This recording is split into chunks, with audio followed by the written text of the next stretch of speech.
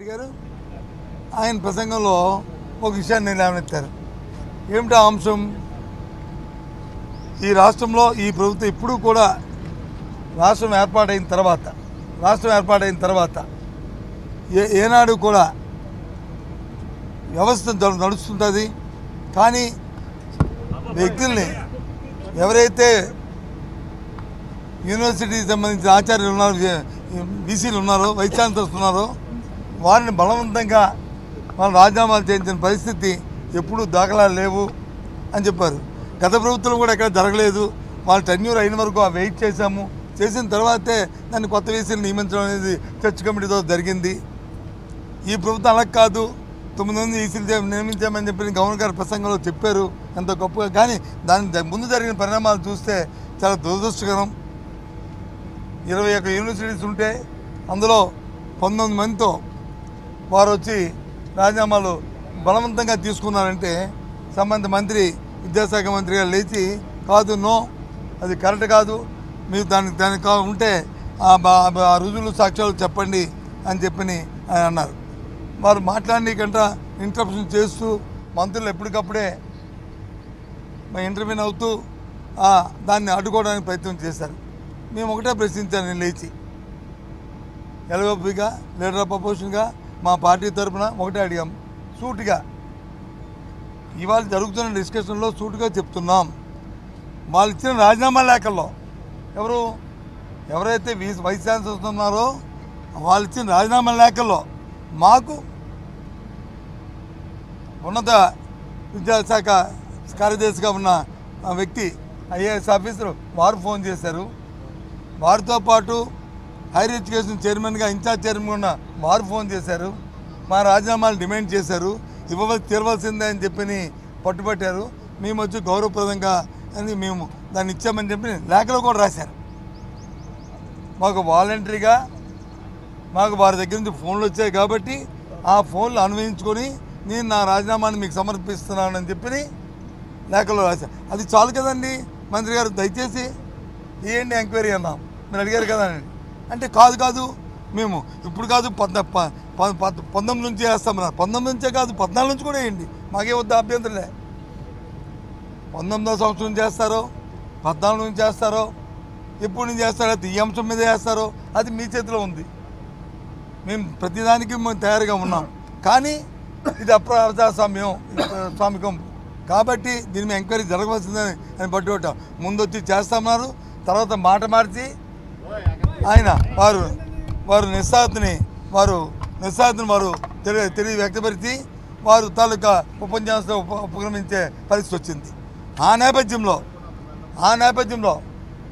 ఇచ్చిన హౌస్ని ఏదైతే సభా సాక్షిగా వారు మాట్లాడారో ఆ మాటను మాట తిప్పుకున్న నేపథ్యంలో, దాన్ని వారు మాట మార్చిన నేపథ్యంలో జరిగిన అక్రమాలని బయటపెట్టడానికి వాళ్ళకి లేని చిత్తశుద్ధిని పెంచి, దాంతోపాటు నిన్న గవర్నర్ గారి ప్రసంగంలో ఏవైతే సత్యదూరమైన అంశాలు ఉన్నాయో, ఏవైతే ఈ రాష్ట్రానికి రాబోయే 4 సంవత్సరాల్లో దిశ కల్పించే అంశాలు కానీ ఏ ఒక్కటి కూడా పొందుపరచడంతో లేకపోవడంతో దాంట్లో ఒక్క విషయాన్ని చెప్తానండి. చిన్న ఎగ్జాంపుల్ అక్కడ చెప్దాం అనుకున్నాను, వచ్చాను.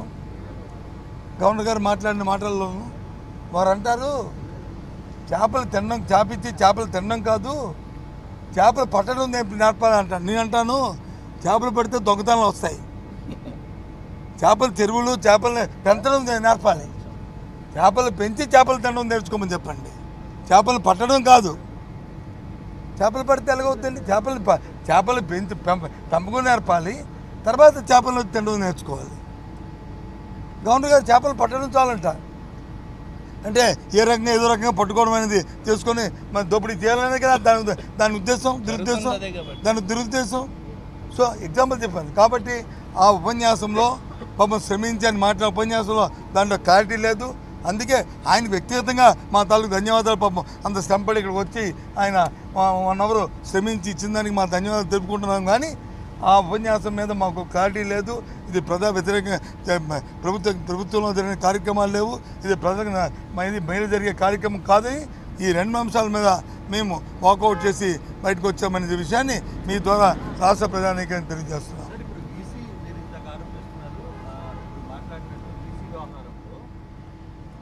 చాలా క్లియర్గా చెప్పారు సభలోనే, నేను ఛాలెంజింగ్ చేస్తున్నాను, మీరు ప్రూవ్ చేయాలి. ఇప్పుడు మీరు ఇదే వ్యవహారాన్ని ఆ లేఖలో ఆ విధానాన్ని మీరు సభలోనే పెట్టచ్చు కదా. ఒక విషయాన్ని లేఖ అనేది ప్రభుత్వం దగ్గర ఉంటుంది, విషయం మాకు తెలుసు. ఎంక్వైరీ చేయండి. ఎంక్వైరీ చేస్తే కాదు ఇగో లేఖలు ఇవి, ఇగో 19 మంది వీసీల తాలూకా లేఖలు ఇవి, ఇందులో మీరు చెప్పిన వాక్యం లేదు, మీరు చెప్పింది సత్యదూరం, మీరు సభా సమయం ఉదయం చేస్తున్నారు, మీ రాష్ట్ర ప్రజలను తప్పుతో పట్టిందని మమ్మల్ని ఆపాదించండి. ఎందుకు మీరు దాని మీద రావట్లేదు ముందుకి?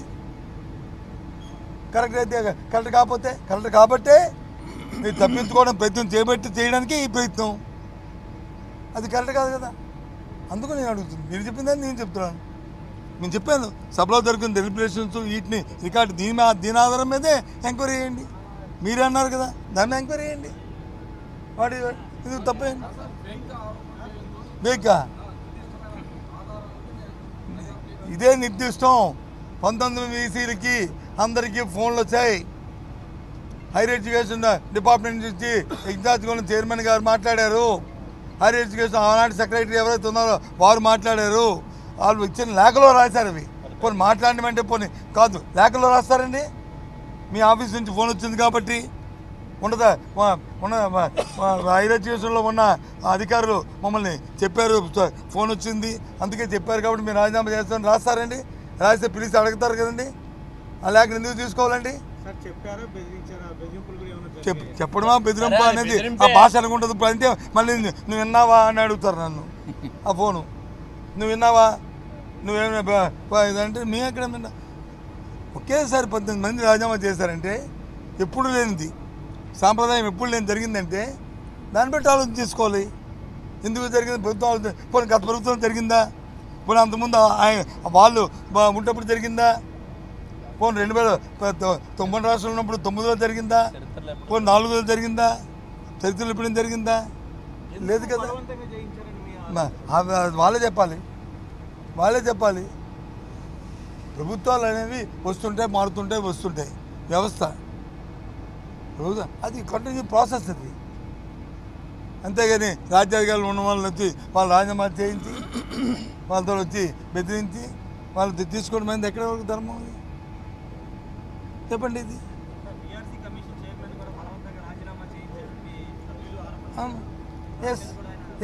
ఎస్ చెప్తున్నాము. దాన్ని అది కూడా ఎంక్వైరీ కలపండి. ఆయన పిలిచి అడగండి. లేదు ఎవరు చేయించలేదంటే రాసేయండి, రికార్డ్ చేయండి, దాన్ని విడుదల చేయండి. పిఆర్సీ కమిషన్ చైర్మన్ పోయి చెప్పాడు, ఇదిగో సభ్యులు వచ్చి సమయంలో ఇది మాట్లాడారు, ఇది తప్పు అని చెప్పండి. ఇప్పుడు మమ్మల్ని కదా ప్రజలు ఆక్షేపిస్తారు. చెప్పండి, తప్పేముంది? సభలో కీలకమైన వాక్యాన్ని సార్, ఇప్పటికే మీరు టైము డేటు 2 సేవ్ చేసుకోండి, నోట్ చేసుకోండి. చాలామంది అక్రమాలకు పాల్గొన్న వ్యక్తులందరినీ కూడా వాళ్ళకి రోజులు లెక్క పెట్టిస్తాను. At the same time already ఇప్పటికే మీ పార్టీకి సంబంధించిన ఒక వ్యక్తి జైల్లో ఉన్నాడు. సార్ సందర్భం లేని, సమయం లేని అంశాలని సభలో మాట్లాడడం అనేది అది ధర్మం కాదు. అయినప్పటికీ కూడా ఇన్స్పైట్ ఆఫ్ దానికి కూడా మేము సమాధానం చెప్పాం. ఏ ఎంక్వైరీ అయినా నిష్పక్షపాతంగా చేసుకోండి, ఎవరైనా తప్పు చేస్తే వాళ్ళ మీద చర్యలు తీసుకోండి. మాకు అభ్యర్థి చెప్పాను, దట్ ఇస్ రికార్డ్. యాక్చువల్గా ఆయన మాట్లాడకూడదు. ఒక గౌరవమైన మంత్రి ఆ మాటలు మాట్లాడకూడదు. సరే మాట్లాడారు, తెలుసో తెలియకో మేము చెప్పాం కదా, చేసుకొని చెప్పాం కదా. ఇప్పుడు కూడా చెప్తున్నాం కదా, తప్పేముంది? ఇప్పుడు మేము చేయొద్దు, లాభం లేదంటే ఊరుకుంటుందా ప్రభుత్వం? తప్పు జరిగితే తప్పు ఊరుకుంటే అది సమర్థమైన ప్రభుత్వమా? కాదు కదా, సమర్థమైన ప్రభుత్వం కాదు కదా. చిన్న ఎగ్జాంపుల్ మీకు చెప్తానండి. ప్రభుత్వం దాని పనితీరు ఎలా ఉందో. మొన్న గ్రూప్ 2 పరీక్షలు జరిగినాయి. వాళ్ళందరూ రోస్టర్ పాయింట్ మీద వాళ్ళు యాక్టివేట్ చేస్తున్నారు. దాని మీద విద్యాశాఖ మంత్రి గారు వచ్చి ఒక ట్వీట్ పెట్టారు, దీన్ని పరిశీలిస్తున్నాము, దీని మీద సమగ్ర న్యాయం చేస్తామని. సరే, అవకాశం లేదో అవకాశం ఉందో సెకండరీ పక్కన పెట్టండి. దాంట్లో చేయడానికి అవకాశం ఉందో లేదో ఆ మన్నాడు మేము ప్రెస్ కాన్ఫరెన్స్ పెట్టి మా పార్టీ తరఫున చెప్పాము. ఇది చాలా సున్నితమైన అంశము, దయచేసి దీని మీద దృష్టి పెట్టండి. దృష్టి పెట్టి సమయం తీసుకుని దీన్ని కొంత సమయం తీసుకుని పరీక్ష పెట్టి పిల్లల తాలూకు భవిష్యత్తుని చూడండి అని చెప్పాము. వెంటనే ఆ సేమ్ నైట్ నెక్స్ట్ డే ముఖ్యమంత్రి గారి కార్యాలయం నుంచి